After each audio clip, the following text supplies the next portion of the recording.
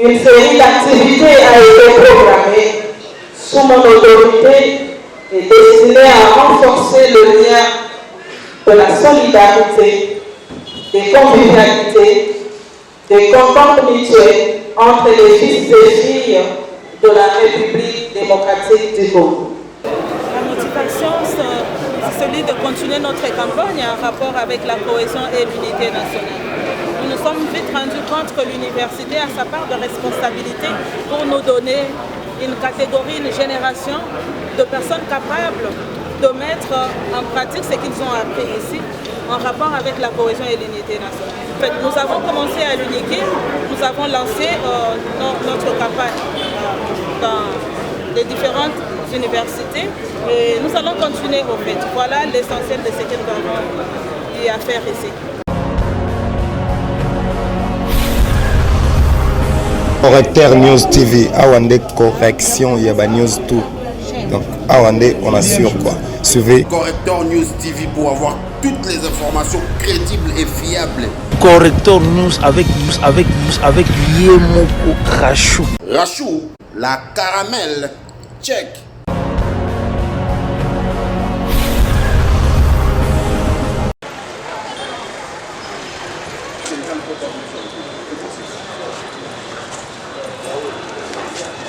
Les gens restent en place. On essaie de faire s'il arrive avant.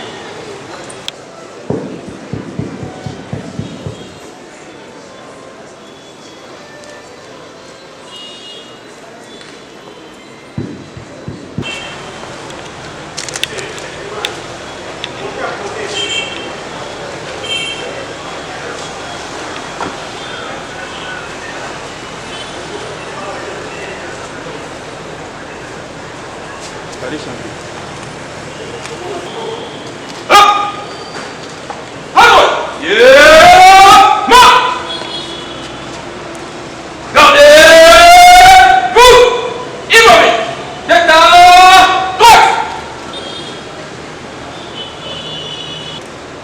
À l'occasion de la conférence débat organisée à l'université de Kinshasa, les éléments de la police universitaire se sont arrangés pour vous accueillir et vous rendre les honneurs, rien que les honneurs, plus rien, à vos ordres.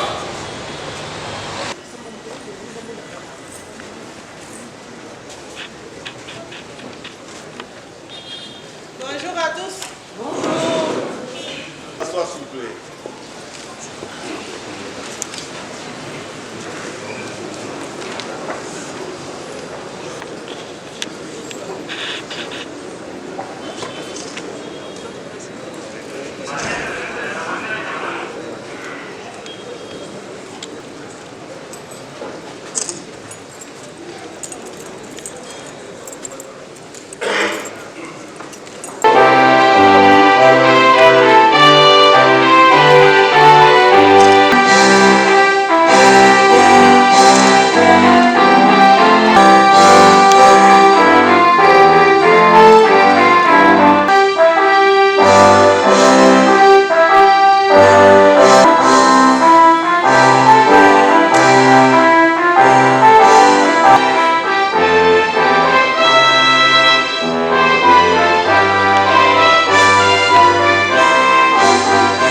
De l'université de Kinshasa, nous vous l'avons dit, ici représenté par monsieur le secrétaire général académique, le professeur Eustache Banza Somoy Afonkwa.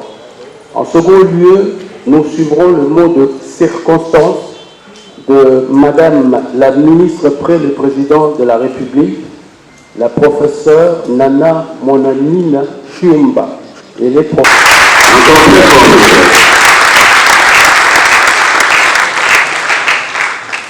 Merci. Excusez et ici représentés, mesdames et messieurs les membres du comité de gestion, mesdames et messieurs le professeur, chers collègues, mesdames et messieurs les membres du corps scientifique, mesdames et messieurs les membres du personnel administratif, technique et ouvrier, distingués invités, mesdames et messieurs, à vos titres et qualités respectifs, camarades étudiantes et étudiants. Avant toute chose, Je voudrais rendre grâce à Dieu le Tout-Puissant, Créateur du ciel et de la terre, Maître de temps et des circonstances, qui a rendu possible l'événement de ces jours au sein de l'Université de Kinshasa. Je voudrais également ici remercier et rendre un vibrant hommage au président de la République, chef de l'État, son Excellence, M. Félix-Antoine Tshisekedi Tshilombo, qui a bien voulu nous nommer ministre auprès du président de la République et qui a fait de la cohésion et de l'unité nationale un nouveau leitmotiv de son action en vue de la reconstruction du pays, où le vivre ensemble sera une réalité. Mes remerciements vont encore à l'endroit de son Excellence, Monsieur le Premier ministre, Jean-Michel Samalukonde Kenge, qui, à travers le programme de son gouvernement et lors de ces différents moments de prise de parole, partage et soutient la vision du chef de l'État sur la cohésion et l'unité nationale. Je voudrais enfin vous remercier pour avoir accepté, malgré vos agendas chargés, de consacrer de votre temps pour faire bénéficier de ces assises, de vos réflexions et de votre expertise afin d'atteindre les objectifs leur assignés.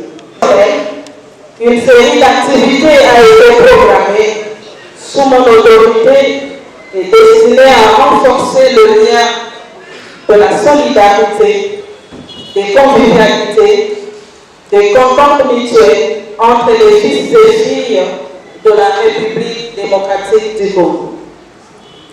L'objectif poursuivi dans cette série d'activités est celui de réveiller la conscience collective autour des responsabilités qui incombent à chacun de nous face aux exigences de la reconstruction de la conscience nationale. La question en cause dans cette démarche est celle de l'intégration nationale dans notre société. Mesdames et messieurs, la science politique enseigne que notre pays, comme la plupart des pays africains, est un État d'origine exogène où les structures sociales précèdent les structures politiques et où se pose avec acuité la difficulté de pouvoir gérer la cohésion nationale. L'autopsie de l'État et de la nation dans notre pays montre que la construction de l'édifice national fait face aux antagonismes résultant des diversités culturelles dans leurs différents aspects à la fois ethniques, linguistiques, économiques ou politiques.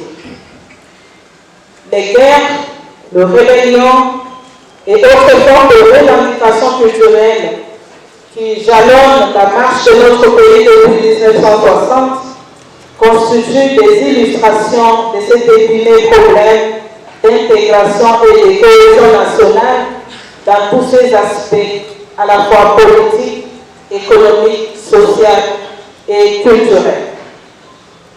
Les événements qui ont émaillé les 30 dernières années ont été analysés comme illustratifs de la faillite totale de l'État et de l'effritement de la cohésion et de l'unité nationale.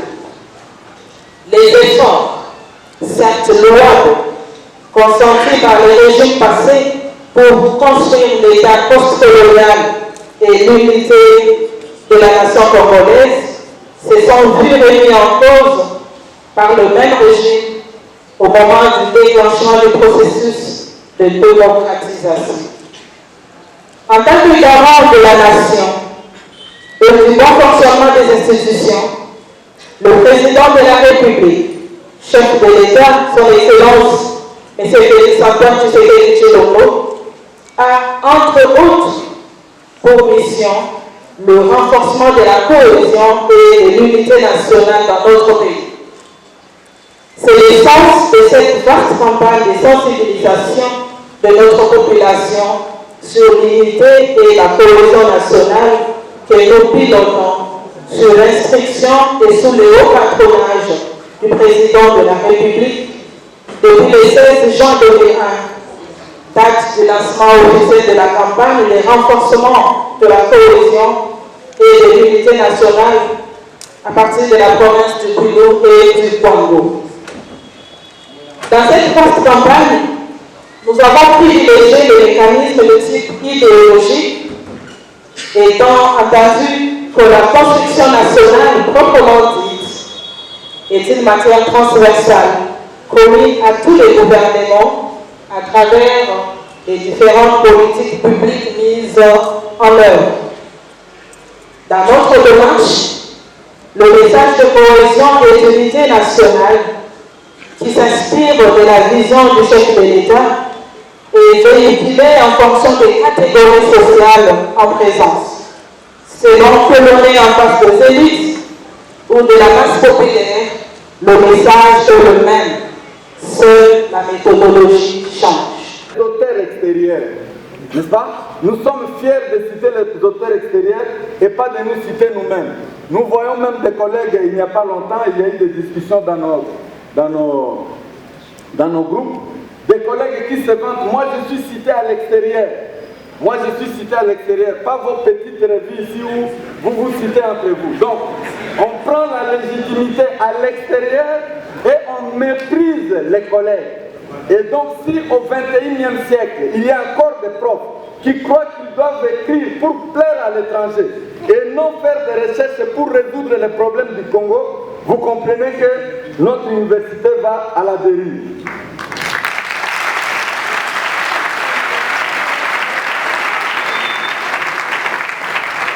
Mais comme il n'y a pas de débat de haut niveau, il n'y a pas de débat intellectuel, comme nous sommes en train de nous désintellectualiser, qu'est-ce qui arrive? Nous sommes rentrés au bas niveau, c'est-à-dire au niveau où nous avons des discussions qui n'ont plus rien à voir avec la science. Nous nous querellons autour de mesquineries de toutes sortes, de nature tribalo-ethnico-provincialiste.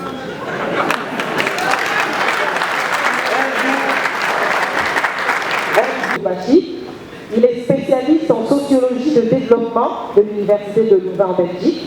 Il est professeur ordinaire et doyen honoraire de la faculté des sciences sociales, administratives et politiques à l'Université de Kinshasa.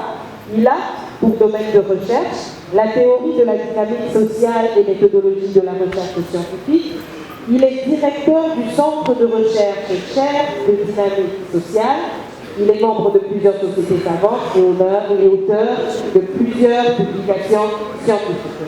Alors le professeur Sylvain Chomba va nous parler du vivre ensemble comme facteur du progrès des établissements de l'ESU. Alors professeur, en prenant le cas spécifique des établissements de l'enseignement supérieur, pourquoi pensez-vous qu'il est important de parler du vivre ensemble et quelles sont les stratégies que vous préconiseriez quant à ceux? Professeur, vous avez la parole. Merci, Madame la modératrice et chers collègues professeurs. Je voudrais commencer que ce livre qui est resté dans l'anonymat est sorti de sa cachette aujourd'hui pour une raison évidente. Le débat qui est lancé ce jour et qui va faire le tour du pays, c'est un débat que personnellement j'avais déjà engagé dans cet ouvrage de 320 pages en 2008 avec comme intitulé Université de Kinshasa, est-ce toujours un site académique ou une colline danger de lutte? J'ai répondu en disant que c'est devenu principalement, essentiellement, une colline danger de lutte. Et parmi les luttes, il y a celles qui nous occupent aujourd'hui. Et dans ce même livre, à son deuxième chapitre, j'aborde la question du jour. Je l'ai intitulé en ces termes: La jeunesse de l'université de Kinshasa, un vain espoir pour la construction de la nation congolaise. J'ai reçu des organisateurs de ce cycle inaugural des conférences universitaires sur la cohésion et l'unité nationale la mission de placer un mot par rapport à la perception qui est la mienne sur la réalité observée autour du thème général « Vivre ensemble à l'université ».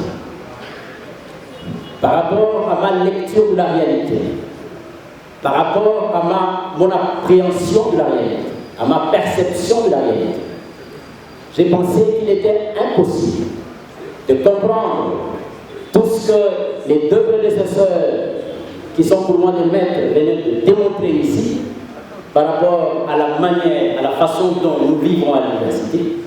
J'ai pensé qu'il était impossible de comprendre tous les décryptages de la réalité tels qu'ils l'ont fait sans se référer au cadre général du fonctionnement des institutions dans ce pays qu'est l'État. Parce que l'université n'est qu'un sous-système du système général qu'est l'État. Il est enseigné en sociologie, en sciences politiques, que pour comprendre un phénomène social, un fait social, l'explication doit être recherchée dans un autre phénomène social, dans un autre fait social. Pour comprendre tout ce qui se passe ici, il faut donc se référer à l'État, qui est le cadre général dans lequel meurent les universités. Parce que, comme je veux le démontrer, vous allez vous rendre compte que tout ce que le professeur Bongeli a décrit ici comme réalité, moi, à mon époque, je n'ai pas connu. Je n'ai rien connu de tout ça, alors que j'ai étudié dans ce même pays. Le professeur Mpiana Kimerga n'a jamais rien connu de tout ce que le professeur Bongeli a démontré ici, alors qu'il a étudié ici. Le secrétaire général académique, avec qui nous avons étudié, n'a jamais connu rien de tout ce que le professeur Émile Bongeli a décrit ici, alors qu'il a étudié dans ces pays. Je voudrais montrer simplement que la vie de l'université dépend de la vie de l'État, de la vie de la nation. Parce que les éléments que nous avons à l'université, les étudiants, les professeurs, les personnels techniques et ouvriers, viennent d'abord d'une société. Ils sont les ambassadeurs de leur propre société ici. Autant leurs sociétés d'origine sont organisées, autant cette organisation doit être incarnée ici dans leurs faits et gestes. Donc je voudrais ici, dans mon intervention, qui est intitulée « Rôle de l'université congolaise dans le projet de construction de la société nationale », montrer se lève pour saluer la sortie de Madame la ministre.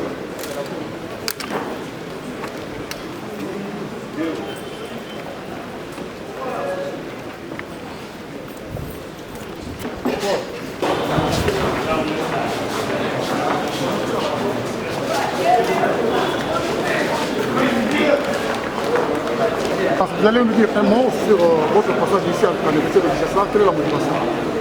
La motivation, c'est celui de continuer notre campagne en rapport avec la cohésion et l'unité nationale.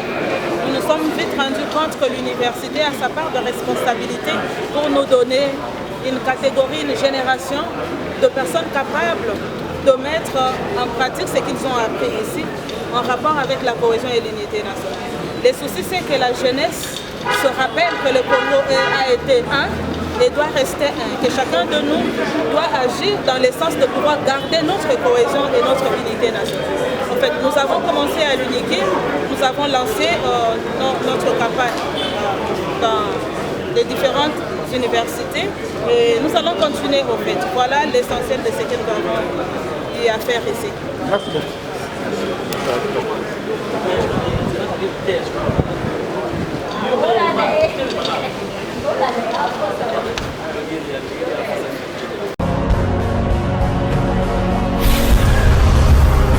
Correcteur News TV, Awande correction, il y a News tout.